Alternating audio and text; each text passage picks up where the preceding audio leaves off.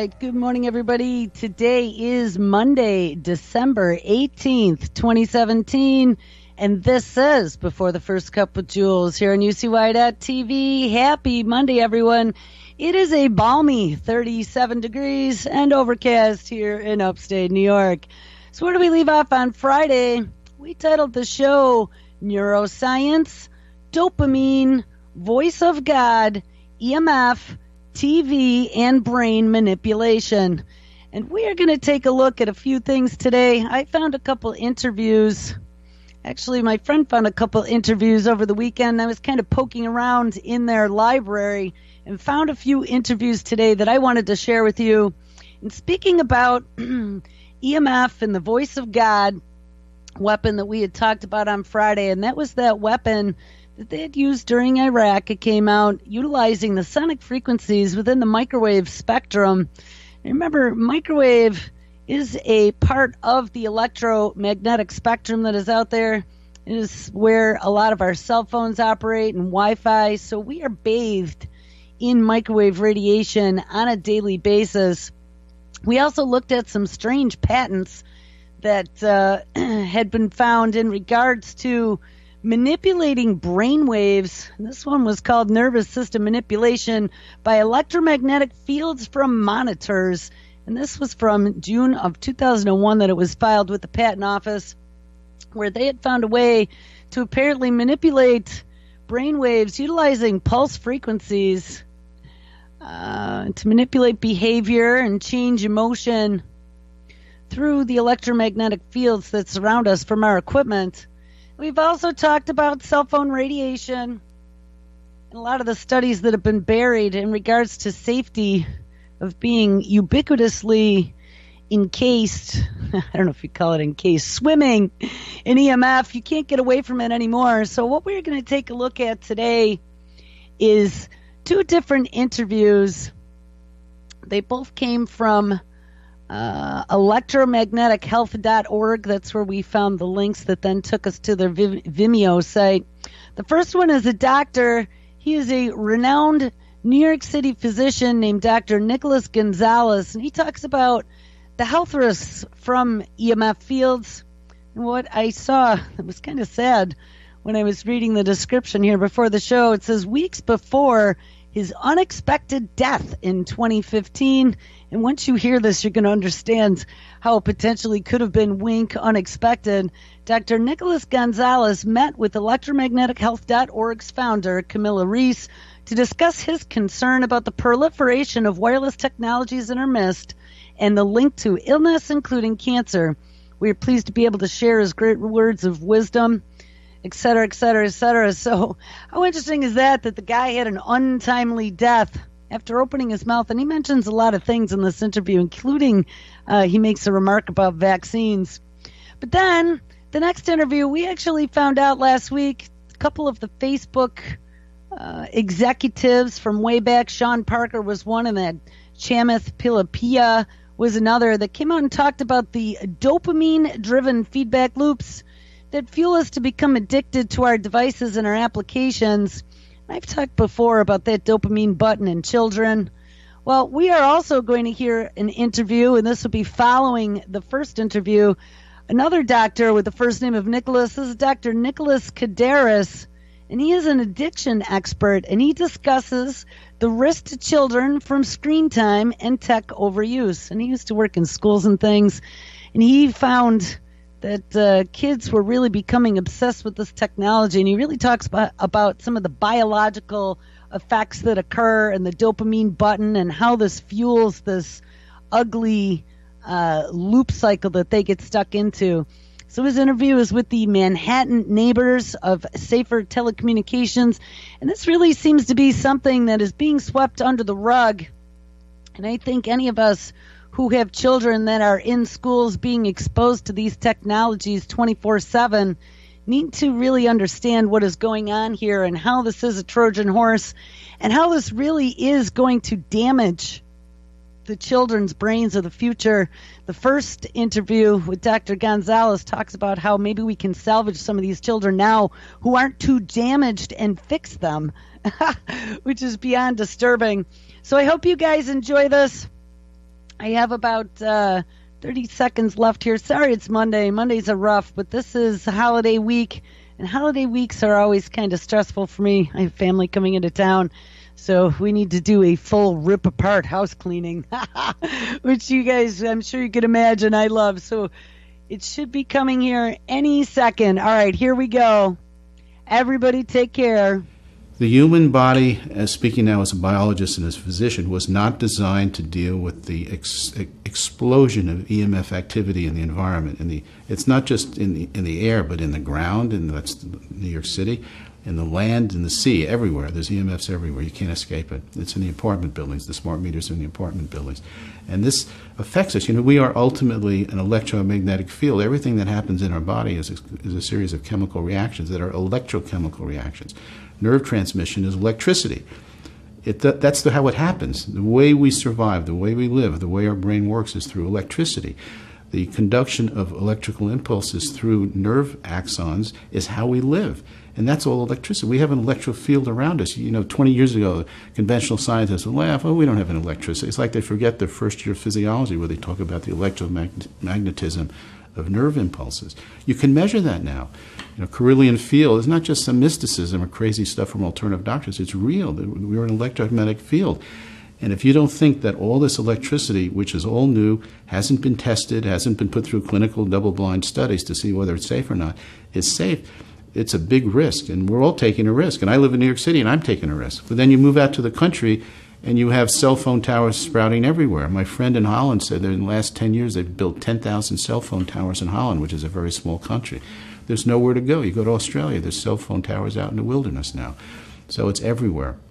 And there's cell phone towers in New York City. There's no question that the proliferation of EMF activity in the environment is creating havoc among patients, among healthy people who then become patients. And there's no question that it's led, I believe, or at least contributing to the increase in cancer rates. I was talking to a friend of mine who's a physician just this morning who was talking about the explosion of cancer in children. Childhood cancer is exploding exponentially, not linearly, but exponentially. Well, why is that? Well, all these kids are on the little devices. These kids, I watched my wife's nephew. He's like 8 years old. The guy's superb. He's been on a computer since he was like 3 years old. My neighbor has a 2-year-old, 3-year-old baby, child. He's on a computer. He has a little handheld computer. He's doing it. These kids know how to do it. They grow up with that. And they're on these things hours a day. I didn't grow up with that. I grew up in the old days when you took your bicycle out into the dirt. Now they have all this computer technology with all these EMFs. They're being exposed to it. And then people wonder, why are brain cancer levels increasing? Why are these rare cancers increasing in children? Of course it's increasing. Yes, it's a complicated issue. It's the increased pollution. Pollution isn't getting better. It's getting worse. The quality of the food for the average person who doesn't eat organically is not getting better. It's getting worse. GMOs are a nightmare. That didn't exist 15 years ago. GMO foods, I believe, are toxic. And then you get the whole EMF thing, which is like this hidden mystery that no one is addressing. Even people in the alternative world tend to ignore it. It's no longer enough to, eat organically and do your carrot juice and take your supplements and do your detoxification. Great, but what are you going to do about EMFs if you're living above a router that's giving you, enough electricity to send a rocket ship to the moon? It's a real serious issue. There's no question in my mind that not only are the traditional diseases increasing in incidence because of EMFs as a contributory factor. I'm not saying they're the only factor, but they're a contributory factor that's really, I believe, going to be seen to be really deadly. But it's only going to get worse. It's only getting worse, and no one wants to address it because it's so convenient and it keeps the kids active. And it's high school kids now are all on computers. I wasn't on computers when I was in high school. I didn't know what a computer was. Thank goodness. One of the things I don't like to do is just create fear, which is easy to do, and there are a lot of frightening things out there. But our whole approach in our office is that even with the worst cancers, people can get well. It just takes more and more work because the environment is out to get you, and the environment is not getting better. The environment's only getting worse, and that includes the food, the pollution, and the EMFs. People have to become educated. No one's going to do it for you. The local town council isn't going to do it. The government isn't going to do it. The FDA, the CDC, the NIH, they're not going to do it for you. You have to become educated yourself. You have to do things in terms of your food, and find the best quality food, non-GMO, organic. Take the supplements that you think you might need and find a doctor that can help you, and learn about EMFs. If you don't learn about EMFs, it's not just a missing piece of the puzzle, but it may be like 80% of the puzzle is missing. I've had patients that no matter what they do, they They can't get well. It turns out that someone built a cell phone tower 100 feet from their home, and they didn't think that was important because they haven't been trained to think that that's an issue. And I had that particular patient move, and suddenly she started doing better. So these are real issues. Now, you don't want to say, oh, God, I have to move my house. But there are things you can do. Everyone has to become involved in this if you care about your health. If you don't care about your health, just continue watching TV, get exposed to the EMFs, hope you don't get brain cancer at age 50. But if you're concerned about your health, concerned about your children's health, concerned about living the most productive and happiest life you can live, you got to work at it. Unfortunately, you have to work at it. One of the things that's concerned me, of course, children are the future of our country, of our planet, is that they're basically plugged into computers 24 hours a day. I think even when they sleep with their computers. Textbooks are now on computer. You know, when I was in school, we actually had regular books. They don't use that anymore. It's all on computer. All their tests are on computer. All their communications with the teacher. You don't raise your hand and ask the teacher. You go on. You email them. It's all on computer. I see this in my nieces and nephews, young nieces and nephews. They're basically tethered, is the word you've used, tethered to the computer all the time. They walk around with their iPhones. They walk around with their iPads. They walk around with their Kindles. They're always on the computer. This is electromagnetism going right into their body, which is an electromagnetic field, and there's unquestionable damage from that. There's no question that this is causing some disruption in their own electromagnetic field. And if we go back to what I said earlier, we are many things. Yes, we're a chemical body. We have vitamins and minerals in our body, but we're also an electromagnetic field, and it's the electromagnetism that allows us to survive. That's how nerves work, which controls everything. And there's no way that you're attached 24 hours a day or 16 hours a day, to be more literal, to a computer or an iPhone or an iPad or a Kindle and not have disruption of your own nervous system. How is that possible? And they wonder why ADHD is exponential. Why is it exponential? Well, gee whiz, you're affecting the brain with all this electromagnetism. Might that have an effect? No, I don't think it's the only effect. We could talk about vaccination too.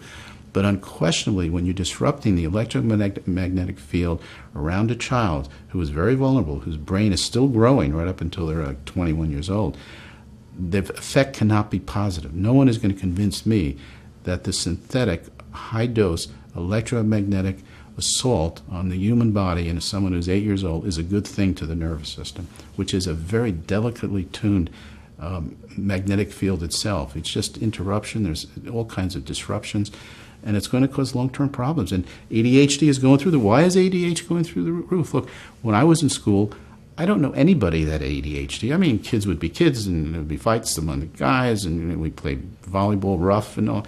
But no one had ADHD and that kind of thing. I didn't know what autistic was until I went to medical school. Even then, when I was in school, we got 5 minutes on it. Now 1 out of 50 1 out of 50 boys has autism. ADHD is so common, it's considered normal. And their answer, of course, is to drug it. Well, what's the component with ADHD, this attention deficit hyperactivity disorder, with EMF exposure? I think it's certainly a major contributory factor.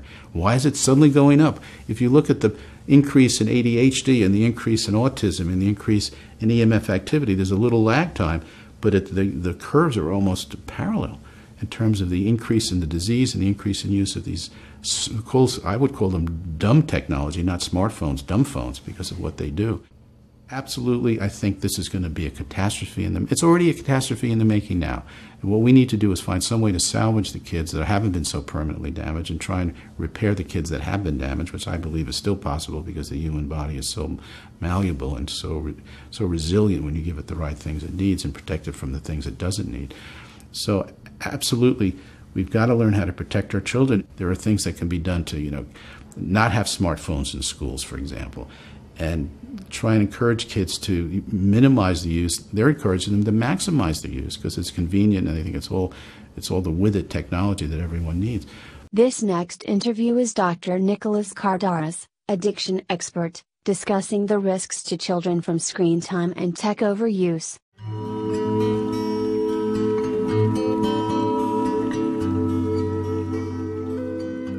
I first became aware of the addictive effects on young people through technology in my work through school districts. I was working with adolescents, and about 10 years ago I began to first see that there was an effect that was happening that looked like it was an attachment, an over attachment to telephones, but I didn't notice that as much. As my first aha moment was when I had a young man that came into my office that had essentially a full-blown episode of video game psychosis.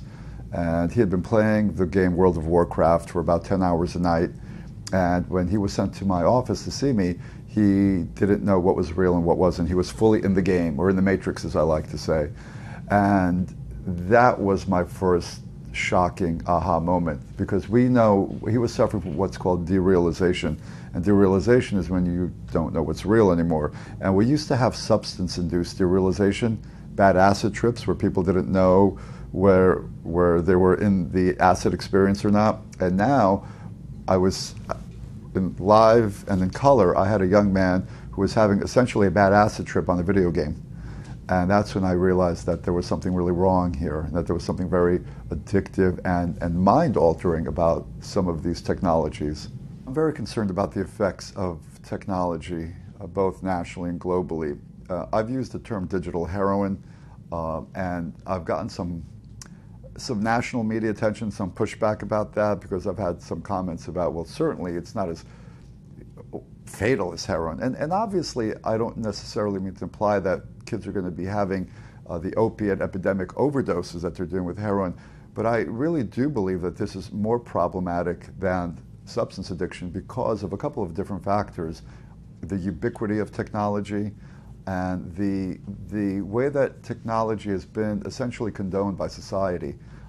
We have our guards up as parents about alcohol and drugs and just say no, but we've allowed this digital drug to slip past the gatekeepers of schools and our houses. And so while it may not be leading our children to have a fatal overdose, it's certainly stunting their development, creating addictive-like effects, and creating a whole host of emotional and mental health disorders. And the research is clear on that. And the fact that we're not as aware of that as we should be, that's what concerns me, because we've allowed this to explode without any sort of vetting or any sort of caution. The brain imaging study is very black and white, fortunately. It's very clear. The parallels are exactly the same with substance addiction as it is with screen addiction. And so what we're seeing essentially are two main fronts. We're seeing that the frontal cortex, which is the executive functioning part of our brain, shrinks when kids or young people are exposed to screens for excessive periods of time. That's exactly the effect that we see with chronic drug addicts. Chronic cocaine addicts have frontal cortex shrinkage. There's been several brain imaging studies that have shown that specifically. The second aspect is the myelination. The myelin sheath is that lipid, it's sort of the cable insulation wiring of our axons and our neurons. And the myelin sheath gets compromised. It's not as robust as it is when people are exposed to screens. The myelin sheath relates to our brain connectivity, how effectively and how fast our brain can operate. Brittle myelin leads to brain abnormalities, which have been correlated with things, developmental brain disorders like ADHD, with spectrum disorders at times, and also Alzheimer's at the end of the spectrum. So we've seen brain imaging studies that have shown myelin effects of cocaine. Dr. Bortzakis, he was really an amazing neurology researcher at UCLA, had done cocaine myelin effects in the 1990s, and now that same research was replicated, showing those same myelin effects with screen time. Luckily, some of the brain effects that we've seen have some bounce back effect. There's a concept known as neuroplasticity, and where the brain can compensate. So the one study was on point to that effect. There was Dr. Wang at the Indiana University School of Medicine, and in the 2011 study, he showed that kids who had not been video game kids, who were exposed to violent video games for 2 weeks, showed this decrease in frontal cortex. Then they stopped playing for a couple of weeks, and they had some bounce back effect. What that study didn't show, what we don't have research on, is what does week after week, month after month, year after year of chronic screen exposure do. We know that after a couple of weeks, there was a bounce back effect. We don't know what that tipping point is. We don't know that what 20 years of 8 hours a day of video game playing is going to do neurologically to the brain. We just don't know. So in essence, we're doing a mass experiment on the whole generation of society. And we're saying, we wonder how this turns out on the brain effects. And the reality is we're beginning to see the canaries in the coal mine are beginning to appear, and we're seeing effects that we've never seen before, rates of depression amongst adolescents. We're seeing something called erectile dysfunction in teenagers that was unheard of 20 years ago because of desensitization and some of these hyperexposure, hyperstimulating effects. The other brain imaging impact that we haven't really talked about that is a correlate to substance addiction is the dopaminergic effect of screens. Screens are a stimulant, and they raise dopamine levels. And in a study by Dr. Koepp, Koepp, they showed that screens are, video games were as dopamine activating as a sexual experience, 100% dopamine activating. So they raise dopamine levels 100%. Something like chocolate raises dopamine levels 50%. But my concern is that we're giving something as stimulating as a sexual experience to a 7 or an 8-year-old. They're doing it for hour after hour after hour, and then we're asking them just stop or to regulate that behavior. The problem with children and this kind of hyperstimulating exposure is children don't have the neurophysiological apparatus to regulate themselves. They don't have a fully developed frontal cortex yet. That doesn't develop until you're in your early 20s. So the frontal cortex, we also call it the braking mechanism. You know, that's what tells us I shouldn't bungee jump or I should wear a bicycle helmet when I ride my bike. Those sort of, that ability to do what if thinking isn't there for 7 or 8-year-olds. So it's a perfect storm of dopamine activating hyperstimulation to vulnerable children who don't have the neurological apparatus to moderate that stimulation. So while an adult might be able to moderately drink or take another dopamine activating substance, a 7-year-old can't. And yet we're putting them in that situation where we're saying just play Minecraft for half an hour, and then wondering why they have these temper tantrums and now there's a whole new DSM disorder called mood dysregulation disorder, which a few people like Dr. Dunkley and myself think is a direct byproduct of hyperstimulated kids who have their devices taken away, who then can't control their emotions. My comparison with screen addiction versus substance addiction, and I mean this as sincerely as I can say it, is it's much worse from a treatment standpoint for a variety of reasons. I've treated heroin addicts, crystal meth addicts, alcoholics, you name it, you name the substance, and I've treated that. But we have standard treatment protocols in place for substance addiction, and we do know that abstinence is essentially the holy grail for addiction treatment. So once somebody crosses the line of, let's say, alcohol addiction, we know that essentially that person can't drink. But luckily, a person can live a happy and healthy life without alcohol. The problem with technology is its ubiquity. And so somebody who tries to be abstinent from technology, it's virtually impossible unless somebody lives in the shack with Ted Kaczynski. It's not easy to be abstinent. So I've worked with young people who were screen abstinent in therapeutic schools for a year or 2 years. And the moment that they parachuted back into their communities, and this has happened to me time and time again, even with all the therapeutic supports, even with all the treatment, they get exposed to technology again. They get a laptop or a smartphone or a desktop, and they fall right back into the rabbit hole. And that's what really concerns me, because it does seem to be a one-way, irreversible process, and yet we don't have a way to insulate these children or these young people from living a screen-free life in 21st century America. Part of the solution with treating screen addiction has to be preventative in nature, rather than once the problem crosses that ouch point of hardcore screen addiction. As I said, that becomes really difficult to cure, to treat.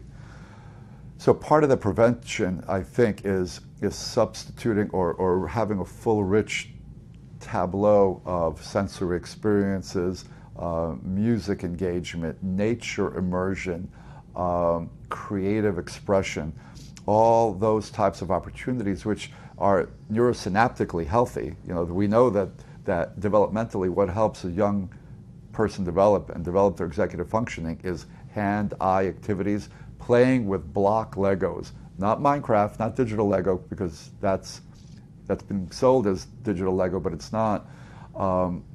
Things that Waldorf schools do, color, music, sound, those types of experiences help develop the brain and develop the neurosynaptic connections rather than stunt their development, which is currently what's happening. So if you can get a child to immerse themselves in those kinds of experiences, then you're creating the antidote to a screen, what I call a high screen diet. Obviously, when we sort of triage this problem, there are some technology and some screen experiences that are more problematic than others. And if I go back to the drug analogy, we might say that crack or crystal meth has a more addictive potential than marijuana, for example, and there's some neurological reasons for that, mainly the dopaminergic effect. So there are some screen experiences that are more problematic than others, and there are some screen experiences that by their nature aren't as problematic. So some of us in the digital treatment world have identified digital vegetables versus digital candy. So a digital vegetable is something that can be relatively innocuous or healthy. You know, researching a homework assignment can be a good utilitarian use of technology. Mind-numbing, repetitive, sedating games like Candy Crush or Minecraft have no educational aspect, and what they are is just a hypnotic sedation. And they're sedating and hyperstimulating paradoxically almost at the same time, because when a child is engaged in their screen, they look sedated, which is why parents love them as the digital babysitter. But while they look sedated, they're getting hyperstimulated. And that's why you see when you take away the toxin, you take away the screen, you see exactly the same reaction as we see in rehabs when you take away the drug from a drug addict. Explosiveness, anger, violence, aggression, exactly the same reaction. So I think we've been fed a fallacy. I think the honey that's made this technology taste good for society has been the false narrative of that screens are educational. And I think it's tapped into a basic insecurity that most parents have. Most let's call this the helicopter parenting generation, they don't want to see their kids fall behind. There's this deathly fear of insecure parents that little Johnny and Susie are going to fall behind, and they need to have a leg up. And so they've been fed this honey-coated, I'm trying to choose my words carefully here, false narrative. I won't use any more powerful language than that, that technology is educational and leads to better outcomes, student outcomes. And the reality is the research doesn't prove that. There's been an array of studies and meta-studies that have looked at screens in the classrooms, and time again what we see is that screen-free classrooms, the students have better test scores. The students become better learners. Technology in the classroom essentially is a distraction. It gets in the way of the Socratic teacher-student exchange. And unfortunately, because it's ed tech, education technology is a $60 billion a year global industry. I wrote an op-ed about this in Time magazine. There's an agenda. And there's an agenda to sell as much of it to as many schools as possible. And so I think some well-intentioned administrators and school officials have bought the company line from the tech companies. And let's face it, school administrators are human beings, and they have to worry about their jobs, and so they're also trying to keep up with the Joneses as well. And I've seen this because I do a lot of work with school districts and administrators. So Superintendent X says, well, District Y just got tablets in middle school. We've got to give iPads to our elementary school. We've got to be a step up on that neighboring district. And if there's even the sense that I'm somehow behind technologically, I'm going to get the parents on me thinking that we're not providing the students with all the bells and whistles of education. When we know that education works best at its stripped down finest, a good teacher in front of a classroom engaging students in a Socratic way tends to be the most effective way to engage the mind of a child, not the shiny bells and whistles which effectively amplify the ADHD effect. And that's one thing I would like to mention, is what we are seeing is more screens, more ADHD. ADHD over the last 10 years has exploded. Now some naysayers will say, well, it's just a byproduct of over-awareness and over-diagnosing an issue. I can tell you, having been on the front lines, that kids are more attentionally impacted. Their level of ability to attend is not what it used to be. And I don't mean to sound like an old fogey. Kids ain't what they used to be. But the attention spans, I saw it year by year by year, has reduced. And it's a direct byproduct of the screen world. We know that attention is a developmental window, that children develop their ability to have attention during roughly the same ages that they learn language. And that if that developmental window, in that period, if they don't develop their ability to focus, that developmental window tends to shut. You become a lifelong ADHD person. And so in those key periods when a child should be developing their ability to focus, again, hand-eye, slow-moving activities that help a child really sort of invest in attention, where bells and whistling, we're distracting kids in a way that they need to keep perpetually getting stimulated so that they can continue to be engaged. Most kids now, if you take away the hyperstimulation, will tap their feet and need some other type of stimulation. And so this narrative that we have to engage children with technology is perpetuating the engagement problem. I was a professor at graduate school at Stoneberg for 10 years, and early 2000s, the occasional laptop would come out. I taught in a lecture hall classroom, and you know, as the years progressed, it became a higher percentage of students with tablets. And by the time I stopped teaching, almost every young person had a tablet or a laptop. Ostensibly, they were taking notes of the lecture, but as you would sort of walk around the classroom, chat windows would be open. There were multiple distractions for their attention happening on those screens. They were not just electronic ways to keep notes, unfortunately. And you saw it. The students weren't engaged. And it bothered. I wanted at one point to institute a no kind of laptop policy for my students, but that was not what the university supported at the time. But you saw it as a professor, that students that were on their devices weren't fully as present for the actual lecture itself. So my children were in the public school, and I had conversations with the superintendent and the principal. And in fact, they were fairly receptive. They had me give a talk, and in fact, I gave a presentation to the school. And so they allowed my children to not have to have tablets, because we didn't want them to have tablets. We were comfortable with them having some limited desktop, once a week computer time, and they were in 3rd or 4th grade, 1 hour a week of a very limited, very supervised desktop experience. I have a screen opt-out letter in my book. I've been contacted by a lot of parents throughout the country. Some have been met by receptive school administrators, and some have been fought tooth and nail. I had to advocate for one woman on Long Island who she had her kindergartner. She had a 5-year-old, and the school was forcing her 5-year-old to have a tablet. And she said, I don't want my 5-year-old to have a tablet. I'm going to pull him out of school. They threatened to call CPS, Child Protective Services, on her. And what I had to remind the principal of when I called to advocate for her is that, by the way, 5-year-olds aren't mandated to be in school in New York State, so it's not even a CPS issue. And second of all, do we really need to be threatening a parent with Child Protective Services because she doesn't want her 5-year-old to have an iPad?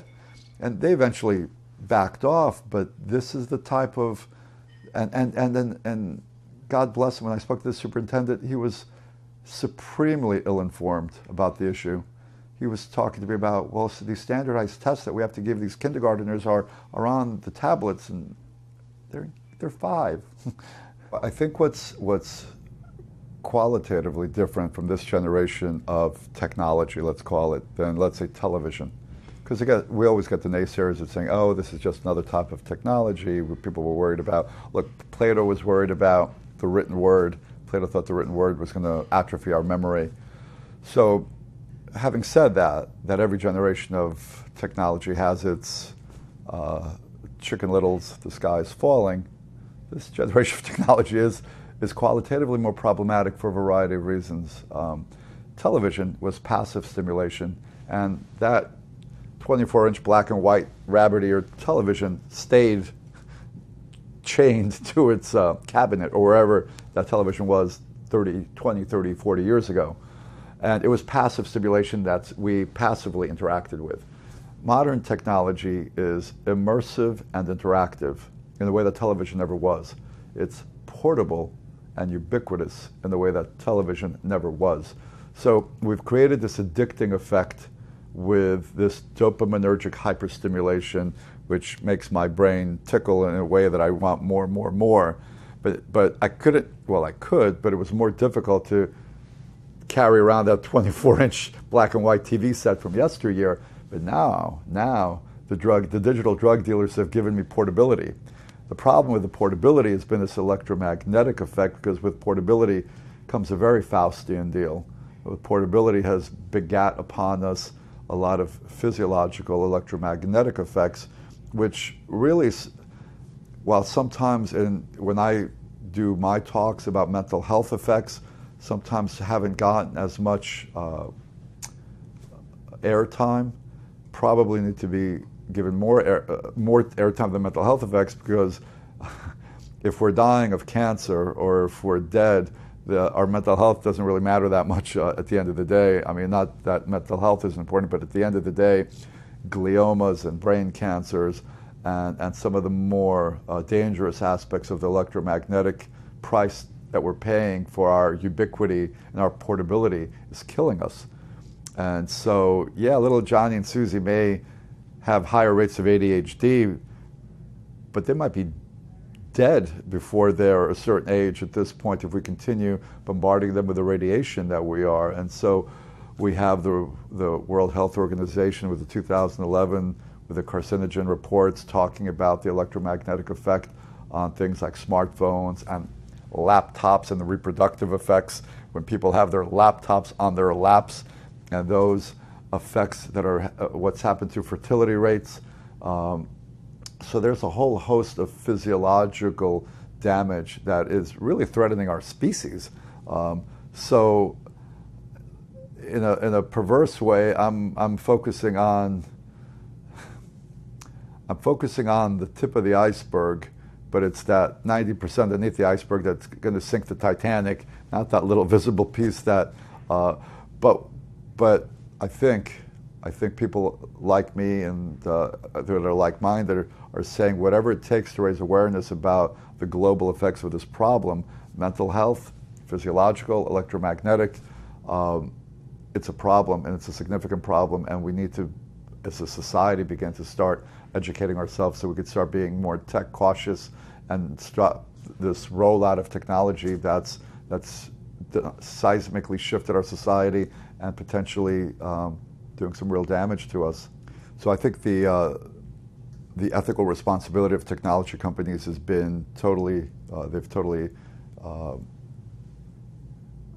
they've been entirely responsible. I mentioned to you before that even entities like the National Football League, a monolithic sports empire, is at least has enough, whether it's public relations or whether it's civic responsibility, to have public service announcements about the potential for gambling, and having spots about even alcohol companies with drink responsibly ads. The tech companies haven't even gone to that level to acknowledge either the addictive potential or the electromagnetic potential. They're not. I think they're afraid that if they do that in any way, that it's gonna kill the golden goose. So I think they're just sort of denying it, and I know that they know about the addictive effects because they're hiring. I've been sent APA class, employment ads where they're actively hiring behavioral psychologists to make their products addicting. So they know at the very least that they're addicting because they're hiring people to make their products addicting. How much knowledge they have about the electromagnetic effects, I think they're aware. I don't think they're, but I think it's blinded by greed. I think their mission statement from a corporate standpoint is sell more devices, and anything that goes counter to that, I think gets ignored. There was an interview with a former Google and Intel executive. They were interviewing him in the New York Times article because he was one of many parents who lived in Silicon Valley who were sending their children to the Los Altos Waldorf School. And people found that interesting, that these Silicon Valley moguls were sending their people to tech-free schools. And he talked about, back in his heyday at Intel, how it was a battle of the eyeballs. And that's what the name of the game was, to get as many eyes on their screens for as long as possible. And let's face it, this is a very big industry with maybe not always the most ethical people involved. One of the main people that invested in education technology, one of the main people trying to shape the landscape that our children learn in was Rupert Murdoch. Now, I'm not going to make any political aspersions, but Rupert Murdoch of Fleet Street is not known for his educational concerns for children. What he is known for is to be a very profit-driven media mogul. And he invested over $1 billion in Amplify, hired Joel Klein, who had been the former chancellor of the New York City schools, to be essentially his educational frontman, or what I like to call his shill, and with the mission statement of selling tablets to every child in the United States from K through 12. I don't think Rupert Murdoch cares at all about educational process or the educational outcomes of our children. I think he saw it as a financial opportunity, and he grabbed it. Luckily, Rupert Murdoch didn't get the resonance that he was hoping for, and he has since sold out of that company, but not after trying very hard to give every developmentally non-equipped child a tablet in this country.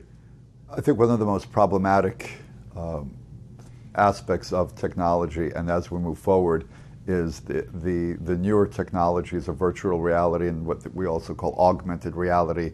So virtual reality and holographic realities, which are a little slightly different. So virtual reality is an entirely synthetic reality, and an augmented reality is where we see reality and there's little holograms or Pokemons in our real world. First of all, children, from a child development standpoint, develop their sense of reality testing ages 2 to 8. If they're immersed in these reality blurring worlds, their sense of reality testing is much more compromised. And so we have a phenomenon called game transfer phenomenon, where children blur the lines between their game and the real world.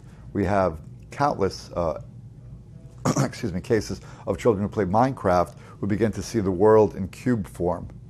Years ago at Harvard, they did a study that was called the Tetris effect. And these were adult gamers who played by today's standards, innocuous game, Tetris. Little tetraminos used to fall down. And there was a case study of 3 Tetris players, and they talked about seeing the Tetris cubes in their peripheral field vision and having dreams where they saw these tetraminos and waking up and seeing these squares.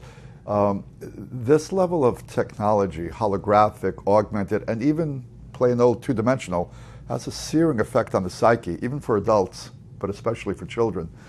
So my fear and concern with augmented and virtual realities is that we're doing some real developmental damage, and where the children will opt for the virtual versus the real. If you're uncomfortable with your everyday life, if you're an uncomfortable adolescent going through the quirks and pains of adolescence, and you could escape, look, 20 years ago we escaped in drugs and alcohol, and we still escape in drugs and alcohol when you feel discomfort. But now you have another form of escape, and you could escape.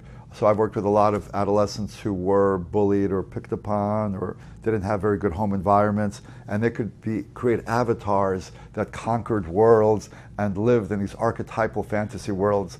And I might opt to do that too if my everyday life was untenable.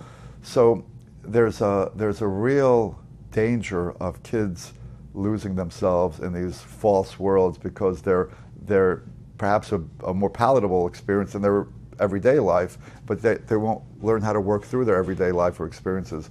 I had a young man who was by his own account, an addictive video gamer, but he was pretty articulate, and we had these, I treated him for about 2 or 3 years, and he wanted to be a professional video gamer. He wanted to be an e-athlete. And he then experienced a holographic version, I'm sorry, not a virtual reality version of his game. And he came back to my office and he said, "Oh my God, Dr. Kardaras, that was scary how powerful that experience was. I'm afraid of that. I don't think I can control myself. I can barely control myself in the two-dimensional realm, but that 3D version, I don't know if I'd ever leave that." That's the danger. I think one of the most damaging things that screen technologies do is they rob children of their active imagination. And I think one of the almost uniquely defining aspects of being human is our sense of creativity and imagination. We have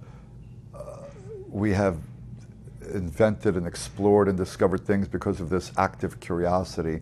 You know, Plato talked about all philosophy begins in wonder, a sense of awe and wonder with the natural world. That sense of exploration, that has been dampened by screen technologies, which essentially program the imagery that a child sees in their mind's eye. So rather than doing the heavy lifting, which develops their certain neurosynaptic connections of imagining a story or creating something, which develops their ability to then sort of visualize and see things, they're getting programmed, that imagery. Years ago, I had read an interview with Graham Nash from Crosby, Stills, Nash & Young, and he was talking about how they refused to make music videos about any of their songs. And when asked why, he said, "We don't want our listeners to be programmed with the images that we've created for them to see when they hear our music. We want them to create their own video in their own minds." And what we see is that when you program people's visual imagery, it begins to become a vestigial organ. They no longer have the ability to create their own imagery. They become almost a blank slate that needs the imagery programmed into them. That's what's happening. Imagination and creativity is getting dampened by this early exposure to screen content. Our most brilliant screen innovators, Bill Gates, Steve Jobs, the boys from Google, Larry Page, they weren't exposed to screens until they were 12 or 13. They were Waldorf Montessori kids, or they didn't have any kind, Jeff Bezos. And so their minds were allowed to develop and use creativity, and then they were able to explore technology. But to queer that process by introducing the technology too soon into childhood, you're dampening any sort of creativity or active imagination, which won't then, that child will grow up to be a user of technology, but not an innovator of technology. Art therapy, writing workshops, these are all creative expression ways that people sort of channel that archetypal. It's very Jungian too. You channel the source of your creativity is a deeper sense of. So absolutely, there's a therapeutic aspect. So using creative expression is absolutely a powerful method in trying to counteract screen issues. We as human beings are hardwired as social animals, and we need social connection. We get ill and we can die without social connection. Donald Hebb in the 1950s did this powerful isolation research, which you could never replicate today, but people in isolation go insane, they get physically ill, and in his study, in isolation and with sensory deprivation, they went insane within 72 hours, they started hallucinating. So we need human contact, and this false narrative of, in the social media world, that somehow we're amplifying or enhancing social connection. Dr. Dunbar was an anthropologist who came up with it was called the Dunbar number. He studied primate groupings and primate grooming. And primates had the same number of clusters, of social clusters, as human beings did. And the Dunbar number basically said that primates and human beings, we can have about 150 social acquaintances, let's call them, in our village, in our social cluster.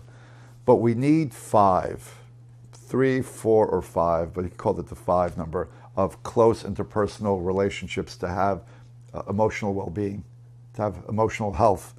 And what's happening is that the social media illusion has created a sense of social connectivity when in fact it's robbed us of interpersonal social connection, which seems, but the research seems to show that the social media is not even a shortcut. It's not a shortcut to social connection. It's a false promise of social connection. There's a lot of research that shows that the phenomenon of Facebook depression. The more number of friends on Facebook, the higher my depression level is. And there's a couple of reasons for that. It's the social comparison effect, but it's also a sense that I'm in a room alone somewhere looking at a glowing screen, and I'm not engaging in face-to-face human interactions, which are, I won't say life-sustaining, but humanity-sustaining. And that's what we're robbing ourselves of with this latest age of technology as well. The role of nature, both in our mental health and as a counterbalance to technology immersion, is critical. It takes about 50 generations for us to change genetically. Genetic change doesn't happen overnight, and essentially we've changed our society overnight. We are still in hunter-gatherer bodies and minds. And yet we've turned very sedentary, very isolated, very anxiety. That's not our natural way of being. Dr. Ilardi, who wrote this wonderful book, The Depression Cure, a few years ago, and they looked at indigenous cultures, and the Papuan New Guinea, 2,000 Papua New Guineans had no depression. All 2,000, and an anthropologist who lived with them for 10 years found no cases of depression amongst the Papuans. And they attributed that to their lifestyle. They lived in these communal, nature-immersed, active, non-sedentary lifestyles that were really curative for a lot of mental health ills. So we've really created a society that lends itself to neurosis, anxiety, depression.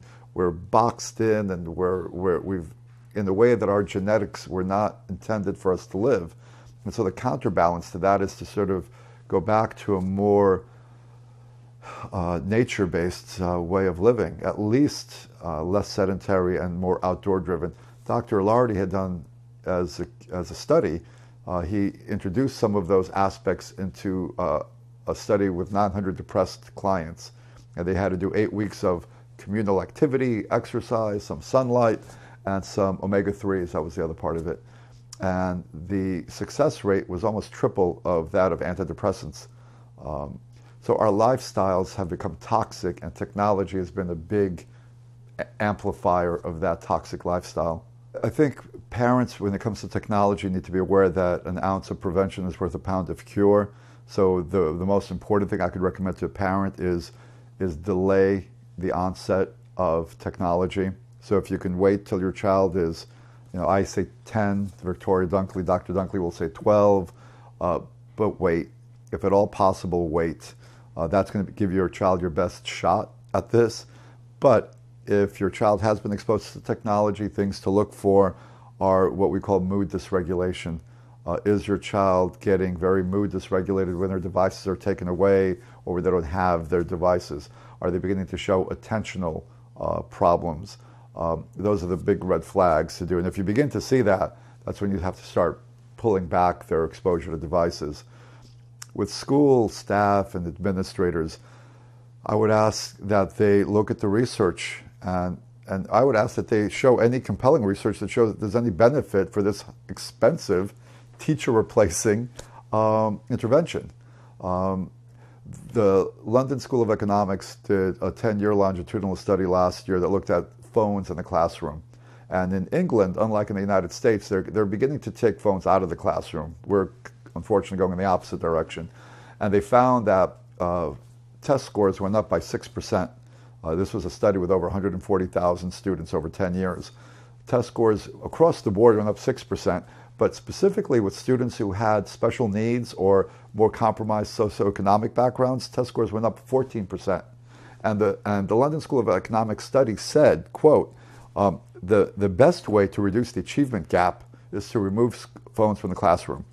And yet we have administrators, again, just raising the white flag either saying that the parents won't let me do it. I get that a lot. The parents want their kids to have the phones in the classroom, which is absurd. You know, there are phones that you can call if you need to reach your. You know, we used to call the office, the school's office, the main office, and with technology companies, I would ask them to look deeply and find their soul. I can understand that they're excited about having created this new innovation that has shifted our entire planet. But I would ask that with that power comes some sense of responsibility, and that to at least acknowledge that there's the potential for some real damage that we're seeing now. And if there is that potential, to begin to have a social consciousness where they provide at least, I have a change.org petition that we're trying to enact legislation to at least put warning labels on some devices. The label would read, excessive screen usage can lead to clinical disorders in children, that the technology companies at least acknowledge that that reality exists, because it exists. The research shows it, the case studies show it, and that they perhaps be more cautious about exposing children to some of these devices.